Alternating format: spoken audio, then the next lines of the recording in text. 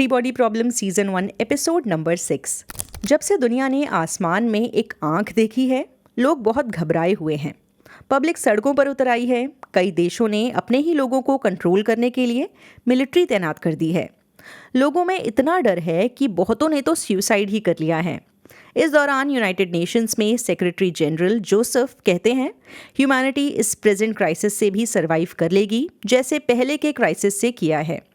Headquarters में detective clearance जिनको विंजय से मिलवाते हैं। जब से सैंटी ने इंसानों को कीड़े कहा है, वो तब से ही खामोश है। जिन विंजय को बताती है कि वो लकी है क्योंकि यहाँ उसके पास कोई विंडोज़ या स्क्रीन्स नहीं है।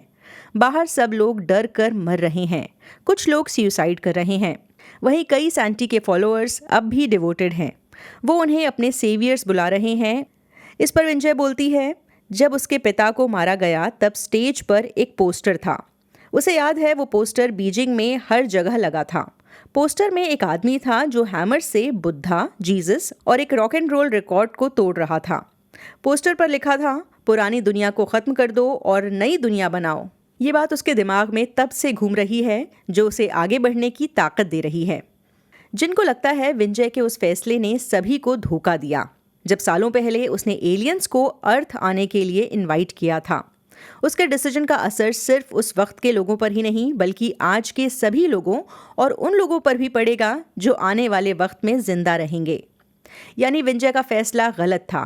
उसने सभी को धोखा दिया, ना सिर्फ अपने वक्त के लोगों को बल्कि फ्यूचर के लोगों को भी। विंजय को लग रहा है सैंटी अब उन्हें बचाने नहीं आ रहे क्योंकि उन्होंने ह्यूमंस के बारे में सच जान लिया है। हम झूठ बोलते हैं और धोखा देते हैं। ये अंधेरा जो ह्यूमंस के अंदर है उसे सैंटी समझ नहीं सकते। फिर जिन विंजय से पूछती है कि उन्हें पूरी ह्यूमैनिटी के लिए इतना बड़ा फैसला लेने का हक किसने दिया। इसके बाद जिन कहती है, हिस्ट्री उन्हें एक गद्दार के रूप में देखेगी, ना कि एक महान फिजिसिस्ट के रूप में। विंजय पूछती है, उसे कैसे याद रखा जाएगा? जिसके जवाब में जिन बोलती है, एक ऐसे इंसान के रूप में जिसने उनका सामना किया और लड़ी, यानी हार नहीं मानी। वेड ने एक मीटिंग रखी है। वो अपनी टीम से कहता है, अब से ह्यूमैनिटी को बचाने की फाइट इसी जगह से होगी जो लंदन से दूर है। असल में वहाँ दंगे हो रहे हैं, लोग एलियंस की पूजा कर रहे हैं, तो उन सब के बीच ये लोग काम नहीं कर पाते। वो ये भी बोलता है कि सैंटी वाली बात सच है, वो असल में है और उन्होंने एक वॉर छेड़ दी है। इनका काम उन्हें रोकना है। एक मेंबर पूछता है, जब उनके सोफॉन्स सब कुछ देख सकते हैं तो प्लान बनाने का क्या फ़ायदा, क्योंकि उन्हें तो सब कुछ पता ही चल जाएगा। वेट को इससे फ़र्क नहीं पड़ता क्योंकि सैंटी ने अपने सोफॉन्स अर्थ की टेक्नोलॉजी डिस्ट्रॉय करने के लिए भेजे हैं। वेट को लगता है इन्हें अपनी टेक्नोलॉजी पर काम करना होगा ताकि उन्हें रोक सकें। उसका इरादा एक स्पेसशिप भेजने का है जिससे ये उनकी कमज़ोरियों का पता लगाएंगे। बाद में वेट जिन से बात करता है। वो चाहता है कि जिन अपनी नॉलेज का यूज़ करके बताए ये लोग दोनों सोफॉन्स को बिजी कैसे रख सकते हैं जिन्होंने इंसानियत पर नज़र रखी हुई है। वो चाहता है कि ये लोग सोफॉन्स की नज़रों से बचते हुए अपने काम को अंजाम दे सकें। वेड उससे बोलता है कि वो एक ऐसा तरीका निकाले जिससे एक प्रोब को 1% लाइट स्पीड या उससे भी ज़्यादा फास्ट किया जा सके, जो कि एग्जिस्टिंग टेक्नोलॉजी का यूज़ करके पॉसिबल हो। प्रोब एक तरह का साइंटिफिक इंस्ट्रूमेंट होता है जिससे स्पेस और सेलेस्टियल बॉडीज़ का डेटा कलेक्ट किया जाता है।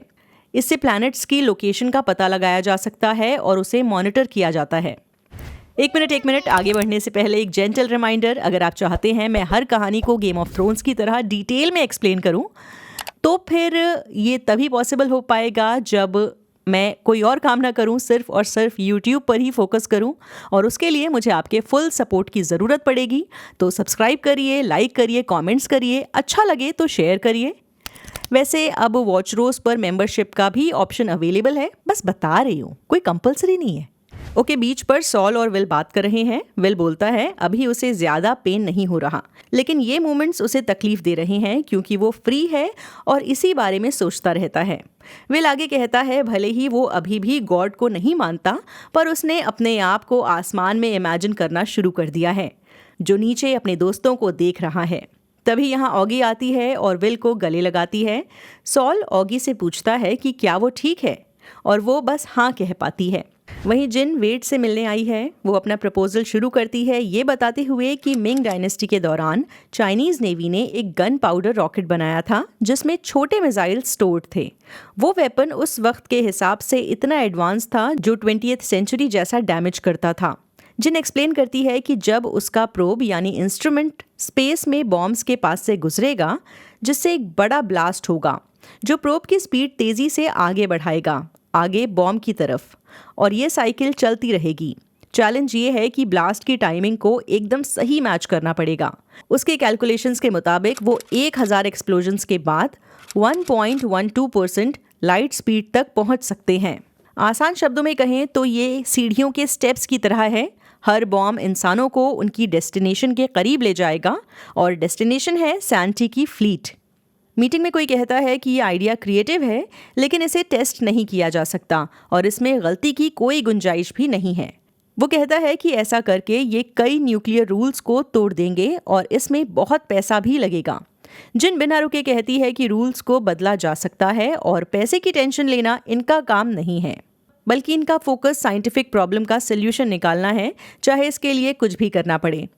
वेड कहता है जिनका प्रपोजल गौर करने लायक है क्योंकि ये आइडिया इन्हें इनके दुश्मनों के नज़दीक ले जाता है, जिसका मतलब है कि जितनी जल्दी ये डेस्टिनेशन तक पहुंचेंगे उतना ज़्यादा ये अपने दुश्मनों के बारे में जान सकेंगे। वो ये भी मानता है कि उसे अपनी ज़िंदगी में एक बड़ा कदम उठाना है जो लोगों और दुनिया के लिए बहुत इम्पोर्टेंट है, वरना उसकी ज़िंदगी बेकार है। बाद में राज वेड से कहता है पनामा में उसने अच्छा काम किया था। वो एडमिट करता है कि वो नेवी में वापस नहीं आना चाहता बल्कि वेड के लिए काम करना चाहता है। राज ये भी बताता है कि उसका बैकग्राउंड न्यूक्लियर इंजीनियरिंग और नेवल स्ट्रैटेजी में है, इसलिए वो वेड के स्पेस फ्लीट टीम के लिए प्राइम कैंडिडेट है। वो वेड से रिक्वेस्ट करता है कि उसे उस टीम में रखा जाए, वो टीम जो सैंटी से लड़ने के लिए तैयार की जा रही है। फिर वेड रिवील करता है कि वो अपना मिलिट्री बेस मून पर बना रहे हैं जहां शिप्स असेंबल होंगी। दूसरी तरफ फ्री होकर जिन अपने दोस्तों से मिलने आती है। वो यहाँ स्पेशली विल से मिलने आई है। ऑगी से बात करते हुए जिन को रियलाइज़ होता है राज ने उसे नहीं बताया कि वो वेड और ऑगी के साथ किसी सीक्रेट मिशन पर था।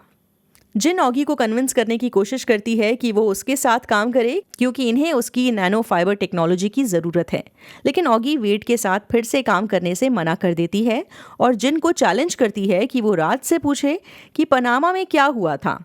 वो ये देखना चाहती है कि उसका बॉयफ्रेंड उसे सच बताएगा या नहीं। जिन उसे समझाने की कोशिश करती है कि वो कोई वेपन नहीं बना रही, लेकिन ये एक बहुत बड़ी अपॉर्चुनिटी होगी जहाँ सबसे इंटेलिजेंट लोग काम करेंगे।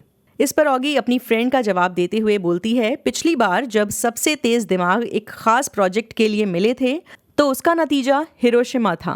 बेसिकली उसे लग रहा है कि इतने सारे साइंटिस्ट्स मिलकर सिर्फ और सिर्फ दुनिया का, इंसानियत का नुकसान कर सकते हैं। अगली सुबह विल बीच पर है। जिन उसके पास आती है। वो बोलती है अगर वो उसे बिना बताए दुनिया से चला गया होता तो वो उसे कभी माफ़ नहीं करती। वो विल को दिलासा दे रही है कि वो उसके साथ है। उसके जाने के बाद सॉल उसे समझाता है कि वो लंदन जाकर जिन को अपनी फीलिंग्स बताए, बट विल को ऐसा करना ठीक नहीं लग रहा। उसे लगता है जिन उसे सिर्फ अपनी दोस्त समझती है, वैसे भी उसका पहले से ही बॉयफ्रेंड है। विल को जिन के साथ फ्रेंडशिप खराब नहीं करनी, बट काफ़ी समझाने के बाद विल ऑगी और सॉल की बात मान लेता है और लंदन के लिए निकल पड़ता है। वहीं उधर जिन और राज में बहस हो रही है। राज ने उसे पनामा का सच बता दिया है। वो उसे समझाने की कोशिश कर रहा है कि शिप पर जो लोग थे वो मौत डिजर्व करते थे क्योंकि वो सैंटी के साथ मिलकर काम कर रहे थे जिससे इंसानों का आसानी से सफाया किया जा सके। राज जिन को बताता है ये वही लोग हैं जिन्होंने उसके फ्रेंड जैक का मर्डर किया था। जिन को एक बात बहुत परेशान कर रही है, वो ये कि राज 1000 लोगों की मौत के बाद भी कितना कंफर्टेबल है। राज उसे समझाने की कोशिश कर रहा है कि जिन का काम उसके काम से बहुत अलग है। वो ये भी बोलता है कि कुछ लोगों को अपने हाथ गंदे करने पड़ते हैं ताकि जिन जैसे लोग अपने हाथ साफ रख सकें। काफ़ी बहस के बाद ये दोनों एक दूसरे को गले लगाते हैं। विल जो लंदन पहुंच चुका है ये सब दूर से देख रहा है। वो वहां से चला जाता है और फैसला करता है कि वो जिन को अपनी फीलिंग्स के बारे में नहीं बताएगा। कहीं और डिटेक्टिव क्लैरेंस विंजय से पूछताछ करने आया है कि उसकी बेटी वेरा ने असल में अपनी जान क्यों ली। विंजय कन्फेस करती है कि उसने माइक एवंस को जो भी मैसेज भेजे वेरा ने वो सब पढ़ लिए थे। उसने अपनी माँ यानी विंजय से कुछ नहीं बोला, बस चुपचाप सुसाइड कर लिया। इस लेटेस्ट इंटेरोगेशन के बाद विंजय डिसाइड करती है कि अब वो और सवालों का जवाब नहीं देगी, क्योंकि उस पर कोई क्राइम चार्ज नहीं लगाया गया है। वेड इस बात से एग्री करता है कि 12 घंटों में उसे छोड़ दिया जाएगा। इसके बाद विंजय कहीं भी जा सकती है। डिटेक्टिव क्लेरेंस अपने जूनियर को ऑर्डर देता है कि हर 4 घंटे में उसे विंजय की हर मूवमेंट्स की फुल रिपोर्ट चाहिए। उधर विल बीच पर वापस आ गया है। वो ऑगी को समझाता है कि जिन उससे मिलने आती थी और अगर उसके पास ऑगी जितनी नॉलेज होती तो वो जिन का सपोर्ट ज़रूर करता, और वैसे भी अगर वेड गलत होता तो जिन उसका साथ कभी नहीं देती। वहीं जिन वेड के पास आई है। एक प्रॉब्लम है, जब ये स्पेस में ब्लास्ट करेंगे तो इनके स्पेसशिप की स्पीड बढ़ेगी, लेकिन बाद में शिप अपनी स्पीड कम नहीं कर पाएगी, जिस वजह से अगर एक तरफ से इनकी शिप जा रही होगी और दूसरी तरफ से सैंटी की शिप आ रही होगी तो इन्हें डेटा इकट्ठा करने का टाइम नहीं मिलेगा। इससे वेड को कोई इशू नहीं है। जिनका कहना है सैंटी को पता होगा ये आ रहे हैं तो वो इनकी शिप को डिस्ट्रॉय कर सकते हैं। इस पर वेड को यकीन है कि वो इनकी शिप को तबाह नहीं करेंगे बल्कि उसे पकड़ लेंगे, क्योंकि ये उसमें कोई कैमरा नहीं बल्कि इंसान भेजेंगे। उधर विल के कहने पर ऑगी डिसाइड करती है कि वो जिन की हेल्प करेगी, इसीलिए वो वेड से मिलने जाती है। दूसरी तरफ विंजय को छोड़ दिया गया है। वो अपने घर वापस आ गई है। वो जमीन पर बैठी है और सैंटी से बात करने की कोशिश कर रही है। सोचती है शायद वो उसे सुन रहे होंगे। विंजय बोलना शुरू करती है कि उसे पता है सैंटी अब इंसानों पर भरोसा नहीं करते, इसीलिए वो इंसानों को मिटाने आ रहे हैं। वो मानती है कि वो एक बूढ़ी औरत है जिसके पुराने ख्याल इंसानियत को इस तबाही भरे रास्ते पर ले आए हैं, लेकिन फिर भी उसके पास अभी बहुत आइडियाज़ हैं। मायूस होकर वो एलियन से कहती है, जिनको वो कभी इज्जत देती थी और लगभग पूजती थी, सदियों बाद ये लड़ाई या तो बराबरी की होगी या फिर कोई लड़ाई होगी ही नहीं।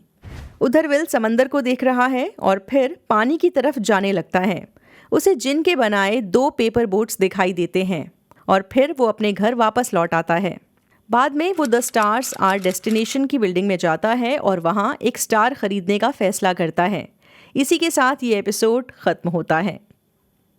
अच्छा लगे तो लाइक करिए, नापसंद आए तो डिसलाइक करिए, बट जो भी फीलिंग्स हैं शेयर ज़रूर करिए। बाय।